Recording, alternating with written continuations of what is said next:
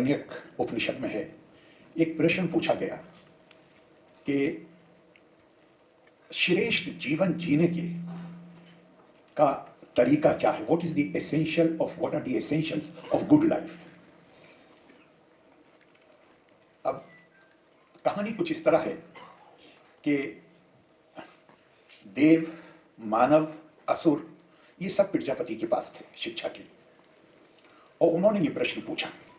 ठीक जिस वक्त ये प्रश्न पूछा गया, अभी गुरु ने उत्तर नहीं दिया, लेकिन जिस वक्त प्रश्न पूछा गया उस वक्त आकाश से बादलों के कड़कने की आवाज आई, दा दा दा। तो गुरु ने कहा कि उत्तर मिल गया प्रश्न का? कहा कि नहीं, अभी आपने कुछ नहीं बताया।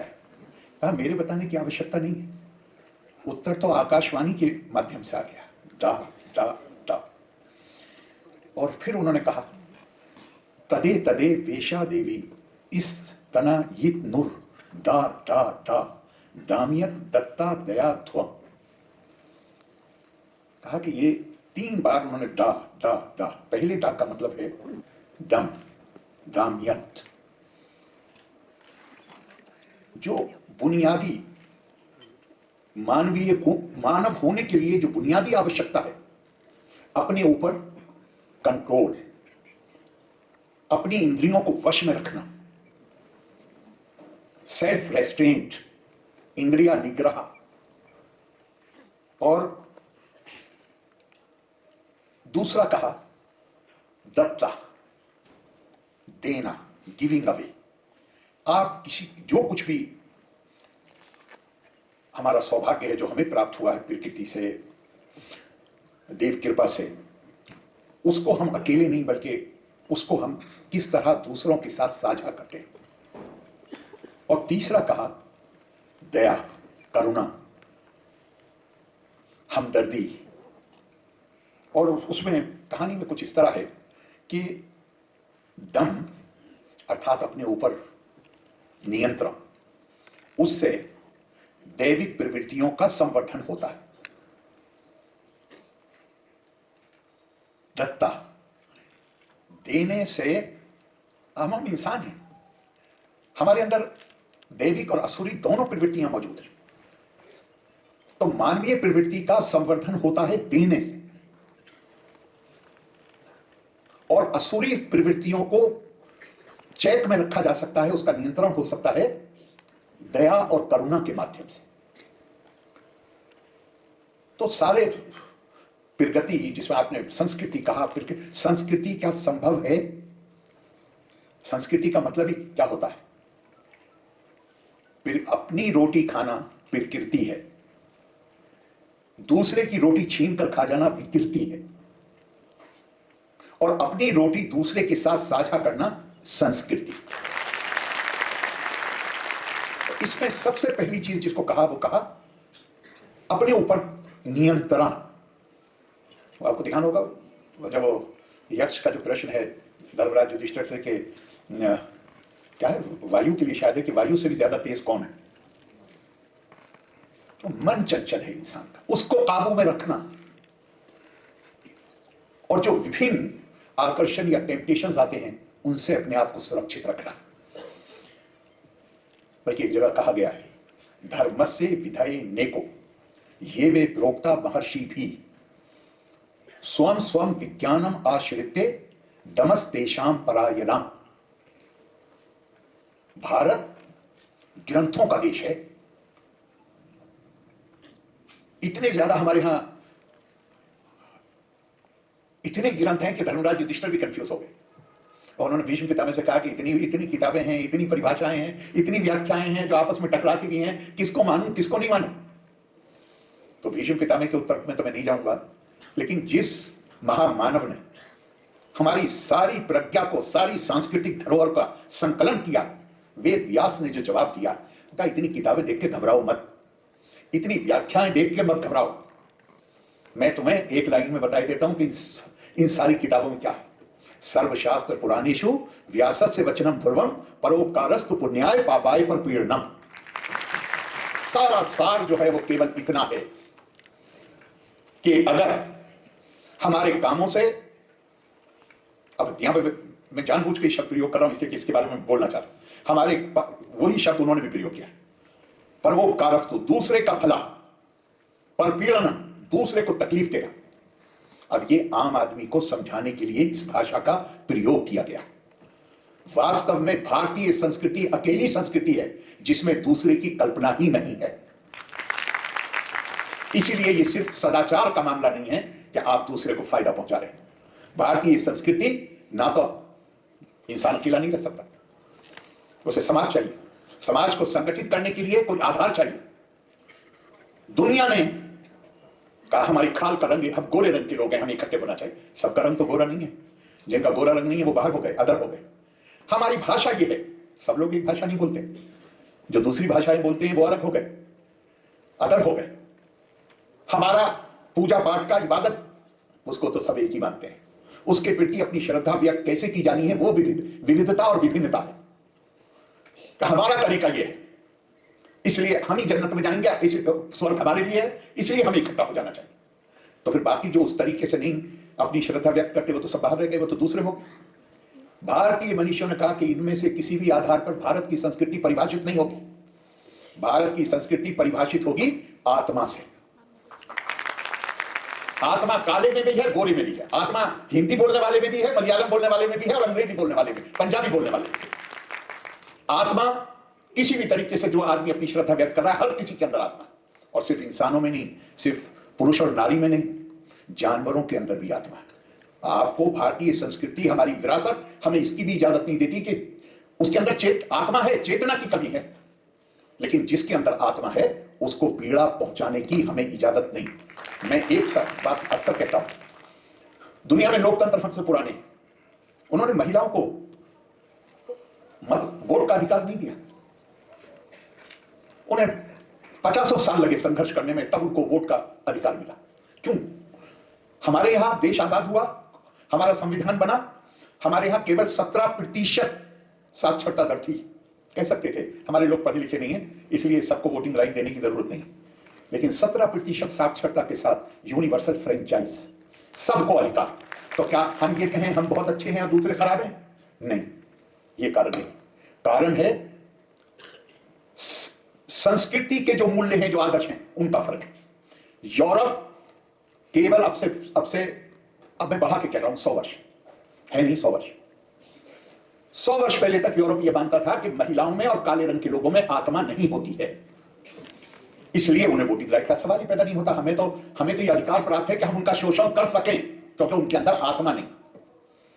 जैसा मैंने पहले कहा, भारत ने, बल्कि मैं तो हैरत में रह जाता हूं, हजारों साल पहले हमारी मनीषी कह रहे हैं भारतेषु स्त्रिया पुरुषो नाना वर्ण प्रकृति नाना देवर्चने युक्ता नाना कर्माणि कुर्वते।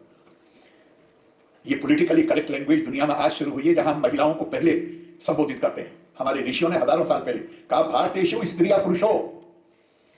भारत की स्त्रियां, भारत के पुरुष, उनकी त्वचा के रंग अलग अलग हैं, वो अलग अलग देवों की अर्चना करते हैं, उनके रस्मों रिवाज अलग अलग। स्वामी विवेकानंद, जीवन का उद्देश्य क्या है? सुख की प्राप्ति। तो कहा भाई अगर सुख का मतलब है केवल भौतिक सुख की प्राप्ति, तो ताकतवर आदमी को इससे कौन रोकेगा कि वो अपने सुख के लिए दूसरों को दुखी करे? इसलिए जीवन का उद्देश्य वो सुख की प्राप्ति नहीं है। जीवन का उद्देश्य क्या है? जो भारतीय संस्कृति का की धरोहर है, जो बात। एक बात ध्यान रखिएगा कि हमारे यहां शंकराचार्य से लेकर और स्वामी विवेकानंद तक कभी किसी ने नहीं कहा है कि ये मूलतः मेरे विचार है। हर किसी ने उसके लिए भारतीय संस्कृति को, भारतीय दर्शन को और भारत के उन मनीषियों को, उन ऋषियों को, जिनकी हमें उनके जन्म और मृत्यु की तिथि भी नहीं मालूम है, हमेशा उनको श्रेय दिया। तो स्वामी विवेकानंद ने कहा, क्या कहा? उनका जीवन का उद्देश्य सुख की प्राप्ति नहीं, जीवन का उद्देश्य है ज्ञान की प्राप्ति। तपा स्वाध्याय निवृत्तम, ever devoted to the pursuit of knowledge. और ज्ञान, तो उनसे पूछा लोगों ने, उनका कि अगर जीवन का उद्देश्य ज्ञान की प्राप्ति है तो फिर ज्ञान का उद्देश्य क्या है? अगर ज्ञान का उद्देश्य है अपने अंदर ये क्षमता विकसित करना, जहां सामने से नजर आने वाली विविधता, और अगर मैं संस्कृत का शब्द प्रयोग करूं तो बहुधा, अनेकता, सामने से नजर आने वाली विविधता, अनेकता, बहुधा के पीछे छुपी हुई एकता को देखने की क्षमता विकसित कर लेना, यह ज्ञान का उद्देश्य है। यो वहां पश्यति सर्वत्र सर्वम चावही पश्यति तस्याहम ना पिण्डश्यामि साचा बेना पिण्डश्यति। भगवान कृष्ण अर्जुन को कहते हैं जिसके अंदर, जो मुझे सब में देखता है और सबको मुझ में देखता है, ना वो कभी मुझसे अलग होता है, ना मैं कभी उससे अलग होता हूं। आज दुनिया में आप देख रहे हैं, ऐसे लग रहा है एक बार फिर हम किसी बड़े युद्ध के कगार पर खड़े। और आज का युद्ध, आज तो एक एक देश के पास इतने न्यूक्लियर आर्सेनल इतना बड़ा है कि वो शायद पूरी मानवता को खत्म करने के लिए एक का ही हथियार काफी है। ये क्यों है भाई? 1948 में यूनाइटेड नेशंस का मानव अधिकार का की घोषणा हो चुकी है, लेकिन कानून आप बदल सकते हैं, आदतें आसानी से नहीं बदलती। हमने उस घोषणा को स्वीकार कर लिया कागज पे कि सब इंसान बराबर है, मानव प्रतिष्ठा के आधार पर, डिग्निटी ऑफ मैनकाइंड, हमने मानव अधिकारों की घोषणा की। लेकिन ये एक राजनीतिक मुसव्वदा है, इट्स ए पॉलिटिकल डॉक्यूमेंट। जो कल्चरल, जो आदतें, जो वैल्यूज सैकड़ों सालों से हैं, वो ये हैं कि हम सुप्रीमेसिस्ट, अंग्रेजी में जो लफ्ज होता है, हम दूसरों से बेहतर। हमें बेहतर होने का क्या मतलब है? आप सेवा करिए दुनिया की, आप बेहतर को बहुत हो जाएंगे। लेकिन कल्पना बेहतर की अलग है। कल्पना बेहतर की यह है, हमें दूसरे का शोषण करने का अधिकार, हमें दूसरे पर हमला करके दूसरे देशों पर कब्जा करने का अधिकार है, चूंकि हम बेहतर हैं। भारत की कल्पना नहीं है। भारत की कल्पना है सेवा करिए लोगों की, आप खुद बहुत बेहतर हो जाएंगे।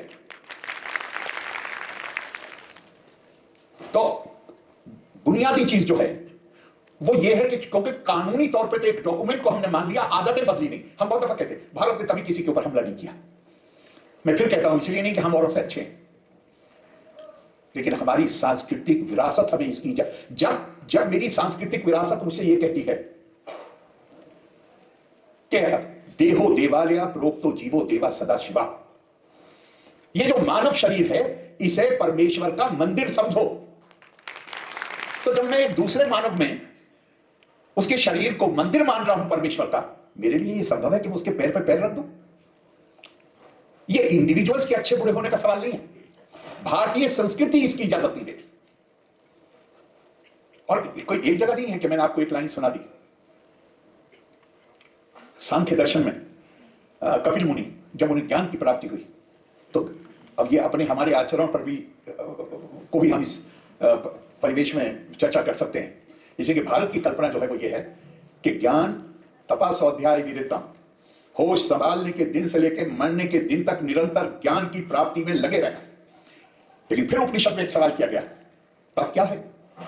तो कहा तब है स्वाध्याय, ज्ञान की प्राप्ति प्लस फिर वचन, जो ज्ञान प्राप्त किया है उस ज्ञान को दूसरों के साथ साझा करना। और स्वामी रंगनाथनंद जी जो रामकृष्ण मिशन के बहुत साल चीफ रहे, उन्होंने इतना खूबसूरत लिखा है अपनी किताब में। उन्होंने कहा भारत की संस्कृति हमेशा ज्ञान की संस्कृति रही। यही भारत की प्रसिद्धि यही थी कि ये ज्ञान की संस्कृति है। हमारे मनीषियों ने कल्पना की थी, एतद् देशा परशु तस्या सकाशाद अग्रज अर्मना स्वयं समचरित्रम शिक्षेरण पृथ्वीयम सर्वम आनवा। हमारे मनीषियों ने इसकी कल्पना की थी कि भारत ज्ञान का ऐसा केंद्र होगा जहां दुनिया के दूसरे देशों के लोग हमारे बारे में नहीं, अपनी संस्कृति के बारे में जानने के लिए चल के भारत आएंगे। ऐसे गुरु हमारे पास होंगे। विश्व गुरु कोई उपाधि नहीं है, ये खुद से देने वाली उपाधि दुनिया माने, और दुनिया ने माना है। ऐसा अपने मुंह से अपनी तारीफ करना तो कोई बहुत अच्छी बात नहीं, बल्कि मुझे याद आता है महाभारत में जिस दिन कर्ण सेनापति बने कौरवों के, तो कर्ण ने वादा किया था मां कुंती से, कहा था कि मैं युद्ध के बाद भी तू 5 बेटों की मां बनी रहेगी। बताया कि भी तुम भी मेरे बेटे हो। तो देखा कि मैं मिलूंगा नहीं पांडवों से, लेकिन एक वादा करता हूं कि तुम 5 बेटों की मां बनी रहोगी। मतलब या तो मैं मारा जाऊंगा या अर्जुन मारा जाएगा, लेकिन तुम्हारे 5 बेटे रहेंगे। तो अब कर्ण हो गए सेनापति, सामने युधिष्ठिर आए, उनको भगा दिया कर्ण ने। नकुल आए, सहदेव आए, भीम आए, सब जख्मी हो के भागे। लेकिन वो उसने वादा किया था कि मैं इनको, ये नाम नहीं लिया था, लेकिन कहा था 5 की मां बनी रहोगी, तो वो मानना नहीं चाहता था। तो खबर फैल गई कि युधिष्ठिर बहुत जख्मी हो गए और उनकी जान खतरे में। और ये खबर अर्जुन के पास पहुंच गई। अर्जुन ने भगवान कृष्ण से कहा कि पहले बड़े भाई की कुशल छेम पूछ लें, इसलिए रोक दीजिए। उन्होंने मना भी किया, उन्होंने कहा खैरियत से है। उन्होंने कहा कि नहीं, पहले जाना चाहिए। वहां गए तो युधिष्ठिर ने अर्जुन को देखते ही पूछा कि कर्ण को मार दिया? जो अर्जुन ने वादा किया था कि मैं कर्ण को मारूंगा। अर्जुन ने कहा मैं तो आपकी खैरियत पूछ रहा हूं, अभी कहां मार दिया? तो युधिष्ठिर को बहुत गुस्सा आ गया और कहा कि तुम बुरा भला कहा तुम्हारी बस की नहीं है कि तुम मार सको, तुम ये अपना गांडीव किसी और को दे दो। अर्जुन ने तलवार निकाल ली और तलवार निकाल के युधिष्ठिर की तरफ भागे। तो भगवान कृष्ण ने कहा क्या कर रहे हो तुम? तो कहा कि मैंने ये कसम खाई है कि अगर मुझसे कोई ये कहेगा कि गांडीव को अलग कर दो अपने आप से तो मैं उसको मारूंगा। तो कहा युद्ध तो पहले ही खत्म हो गया, अगर तुम एक दूसरे को मार रहे हो तो फिर बात खत्म हो गई, तो मैं क्या करूं? मेरे लिए तो धर्म संकट है। कहा मैं तरीका बताता हूं। उन्होंने कहा कि जो श्रद्धेय है, जो आदरणीय है, अगर उसको गाली बक दो तो वो मारने के ही बराबर है। तो तुम युधिष्ठिर को गालियां बक दो तो तुम्हारी जो तुमने कसम खाई है वो भी पूरी हो जाएगी और चीजें बच जाएंगी खराब होने से। अर्जुन ने गालियां बक दी। अब अर्जुन ने तलवार फिर उठा ली और अपने मारने की कोशिश की। तो भगवान कृष्ण कहा क्या कर रहे हो तुम? उसने कहा बाप की तरह ये मेरा बड़ा भाई है, इसे मैंने गालियां बकी हैं, मुझे जिंदा रहने का अधिकार है अब। तो भगवान कृष्ण ने कहा भाई बात तो वही हुई, चाहे वो मरे या तुम मरे, युद्ध तो खत्म फिर ना। तो इसका भी मैं तुम्हें तरीका बताता हूं। वो तरीका क्या है?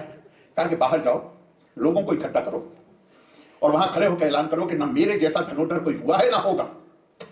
उनका अपनी तारीफ अपने मुंह से करना अपनी आत्महत्या करने के बराबर है।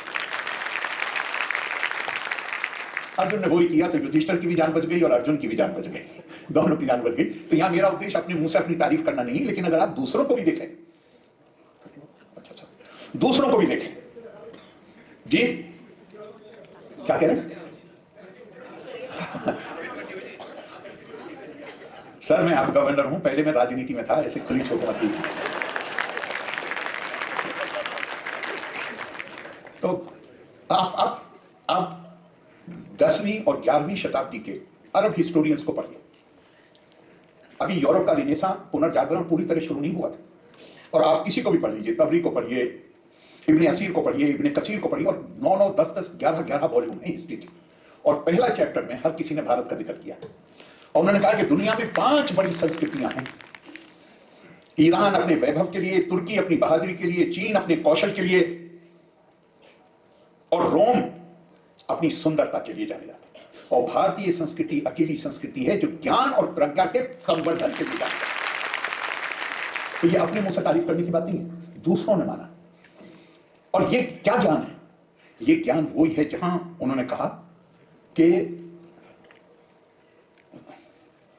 समम सर्वेषु भूतेषु तिष्ठितम परमेश्वरम विनश्यत्सुवा विनश्यंतम या पश्यति सा पश्यति। आंखें तो हमारे सबके हैं, लेकिन भगवान कृष्ण अर्जुन से कह रहे हैं देखने वाला वो है। पहले तो मैंने आपको बताया था जहां उन्होंने कहा जो मुझ में सबको देखे और सबको मुझ में देखे, और इस श्लोक में कहा कि जो आंखें उसके पास हैं जो विनाश होती हुई चीज में अविनाशी को देखे। और भारत की तो दुनिया में सारी परंपराओं में क्रिएशन की थ्योरी है, मानव की उत्पत्ति कैसे हुई, भारत में भी है। मैं कई दफा कहता हूं कि ये प्लास्टिक की एक प्रोडक्ट है। अब प्लास्टिक को हम अपनी इस्तेमाल की चीजों, अपने रोजमर्रा के इस्तेमाल की चीजों से बना सकते हैं, तो निश्चित तौर से वैज्ञानिकों ने इसमें खोजबीन की। उनकी खोजबीन के बाद उद्योगपति ने उद्योग लगाया। लेकिन ये जो प्रोडक्ट है, ये जो उत्पाद है, ये ना तो वैज्ञानिक के शरीर का हिस्सा है ना उद्योगपति के शरीर का हिस्सा है। भारतीय थ्योरी क्या है? सो कामा यथा बहुश्याम प्रजा ये थी। और जब परमात्मा तत्व ने ये कामना की कि मैं अपनी प्रजा को पैदा करने के लिए बहुरूप हो जाऊं, अर्थात इसके अर्थ पर गौर करिएगा, अर्थात इस हॉल में नहीं जितने भी लोग हैं, ये केवल इतना नहीं है कि जो लोग जो आस्तिक है, मैं उनकी बात कर रहा हूं, वो आदमी को ये भी अधिकार है, कोई नहीं मानता उसको ये अधिकार है, और मुझे उसके बारे में जजमेंट में बैठने का कोई अधिकार नहीं। बल्कि कई चीजें बीच में याद आ जाती। डॉक्टर राधाकृष्णन हमारे एम्बेसडर हुए सोवियत रशिया में, तो जब पहली बार क्रेडेंशियल्स के बाद पहली बार मिलने के लिए गए स्टालिन से, तो स्टालिन ने कहा कि भाई डॉक्टर साहब आपकी बड़ी शोहरत है, आप तो रिलीजन के फिलॉसफी के प्रोफेसर रहे और हम नास्तिक लोग हैं, हमारा देश हम तो नास्तिक लोग हैं, तो आप यहाँ आपको का जो स्टे है, यहाँ आप जो यहाँ रहेंगे भारत के राजदूत बनकर, तो मुझे पता नहीं आप उसको एंजॉय करेंगे या नहीं करेंगे। तो डॉक्टर राधाकृष्णन ने कहा कि भाई आप अपने आप को जो भी मानते हो, मैं आपको आस्तिक मानता हूं। उनका कमाल की बात करते हैं आप, हम कह रहे हैं हम नास्तिक हैं, हम मानते नहीं, और आप कह रहे हैं आप मुझे आस्तिक मानते हैं, ये कैसे हो सकता है? और देखा मैं आपसे 1-2 सवाल करता हूं, उसका मुझे जवाब दीजिए, फिर मैं जब बताऊंगा आपको। उन्होंने क्या कि आप सच्चाई में यकीन करते हैं, आप चाहते हैं कि आपके लोग, आपका देश सच्चाई के मार्ग पे चलता रहे, और उनका बेशक इसमें कोई बात ही नहीं। और उनका आप अपने लोगों को चाहते हैं कि आप एक कल्याणकारी समाज बनाना चाहते हैं, उनका बिल्कुल, हम तो संघर्ष ही हमारा है। और आप अपने लोगों, आप चाहते हैं कि आपके देश में आपके लोग, आपके सब कुछ बहुत सुंदर हो, उनका भाई सारी लड़ाई इसी बात की है। तो उनका हमारे नजदीक आस्तिक होने की बस यही जरूरत है, सत्यम शिवम सुंदरम। तो हमारे नजदीक तो आप आस्तिक हैं। अगर आप इन आदर्शों के लिए काम कर रहे हैं, अगर आप सत्य के लिए खड़े हैं, शिव का मतलब क्या है? शिव का मतलब कल्याणकारी, गुडनेस। और इसी से भारत में जो रवैया बन, देखिए क्या, आप कोई भी ग्रंथ उठा के देख लीजिए, गीता से शुरू कीजिए, ये यथा मां प्रपद्यन्ते तांस तथे भजाम्य मम वर्तमानु वर्तन्ते मनुष्य पार्थ सर्वश।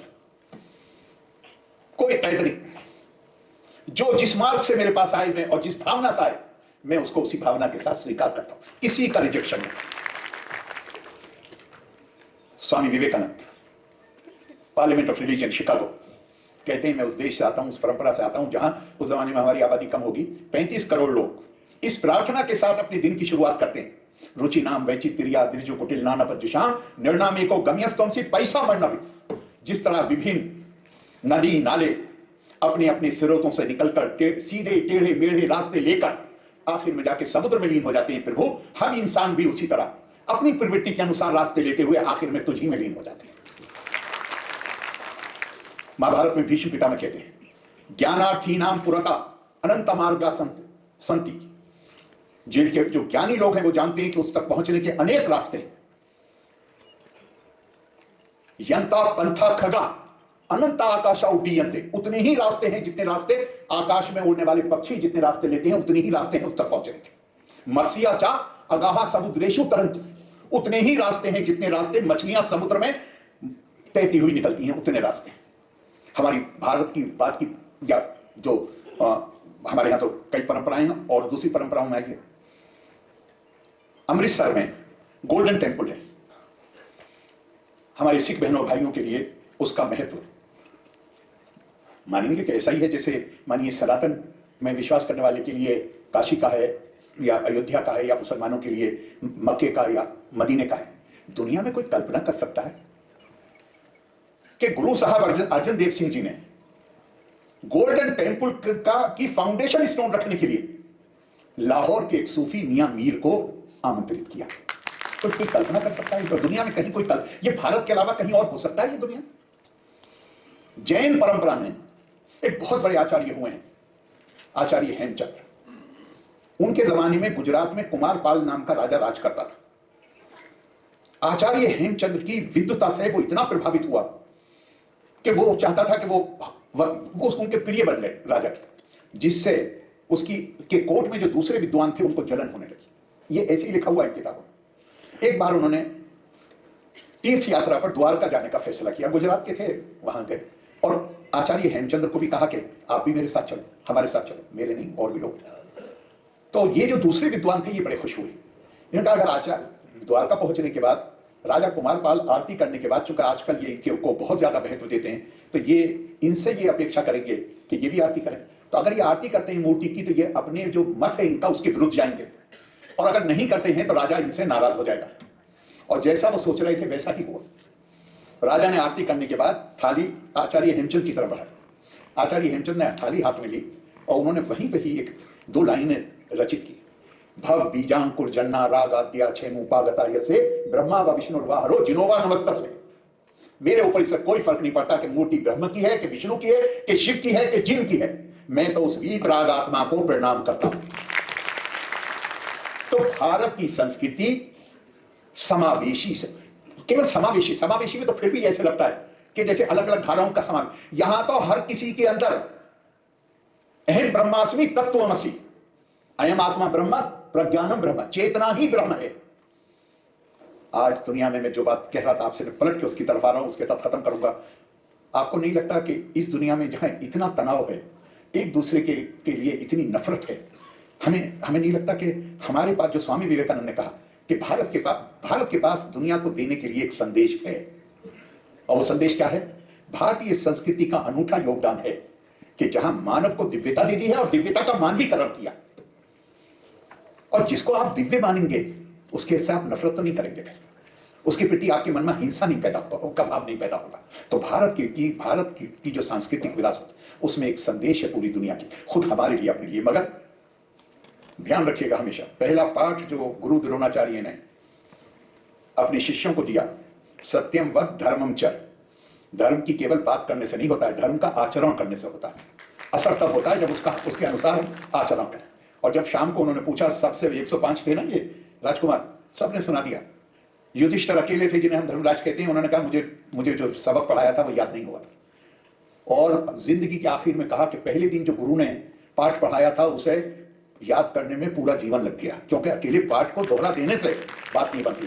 भारत के पास वो संदेश है, जहां भारत, अगर हम उसके अनुसार आचरण करते हैं, हम न केवल जिस विकसित भारत का सपना हमारे माननीय प्रधानमंत्री जी देख रहे हैं, हमारे देशवासी देख रहे हैं, जिसकी बात हमारे माननीय राज्यपाल महोदय ने की, और जो हमें उत्साहित करता है, हमें जोश से भरता है, हम उसकी संभावनाएं हमें नजर आए, वो हम उसके लिए भी तेजी से काम कर सकते हैं, अपनी समस्याओं का समाधान भी कर सकते हैं, और पूरी दुनिया को भी हम वो संदेश दे सकते हैं जो दुनिया में शांति और समन्वय स्थापित कर सके। आपने मुझे इतनी देर सुना, आपका बहुत बहुत धन्यवाद। लोका समस्ता सुखिनो भवन्तु। जय।